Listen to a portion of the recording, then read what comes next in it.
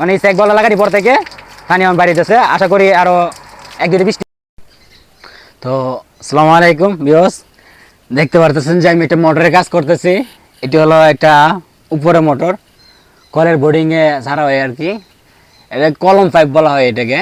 তো সমস্যাটা হলো এটার বৈশাখ মাসে পানি ওঠে না, আগে হালকা হালকা উঠতো, বৈশাখ মাস পরে পানি খাইছে, পানি আর উঠতেছে না। সেক্ষেত্রে এখন আমারে আনলো, আমি ভাবলাম যে আচ্ছা দি চেক বল কোনটা ব্যবহার করছে। আমি কলটা খুলে রাখলাম, 5 তুলছি কিছুটা, তো বাকিটা আপনারা দেখেন। আমি যে 5 তুললাম, এই যে দেখেন, এই যে চেক বলটা ব্যবহার করছে, এই চেক বাউলটা আপনার কলম চেক বাউল বলে, অনেকে অনেকে ফুটবল চেক বাউল বলে। আমি একটা চেক বাউল আনছি, এটা আপনাকে দেখাবো, কিন্তু এই চেক বাউলটা দেন কীরকম।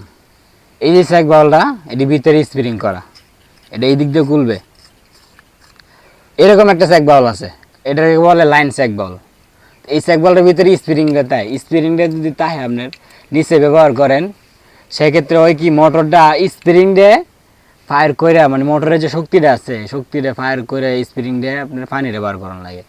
তো কতটুকু শক্তি মোটরটা কাটে আবার পানি টানা লাগে। আর আপনি যদি, আমি এই যে চেক বাউলটা আনছি, এই যে এদিকে ধরো, এই যে আমি চেক বাউলটা আনছি, এটা হচ্ছে আপনার একটা ফুটবল চেক বাউল। এটা ফুটবল চেক বাউল বলতে এটা কলম চেক বাউলটা হ্যাঁ পরিচিত, আমি এটাই কি আর কি ফুটবল চেক বাউল। এটা আপনার একটা লেদার আছে, এই যে দেখেন খুব সুন্দর একটা লেদার। এটা এমনিটা হ্যাঁ পানিটা যে সময় যে চাপ দেয়, এনে পানি আটকে জায়গা, আর এই সময় সে টান দেয়, এটা উপরে উঠতে জায়গা, পানিটা ইজিলি সরাসরি বাইরে। এটা কোনো কিছুই মানে আপনার জাম নাই, মানে মোটরের কোনো শক্তি না কাটাইলে ইজিলি বোঝা যাচ্ছে যে পানি ডাইরেক্ট সরাসরি নিতেছে। এই নিচে বসাইলে এই চেক বাউলটা বসাবেন, এইটাতে আমি অনেক কার্যকরী পাইছি, আমার কাজের অভিজ্ঞতাকে বলতেছি।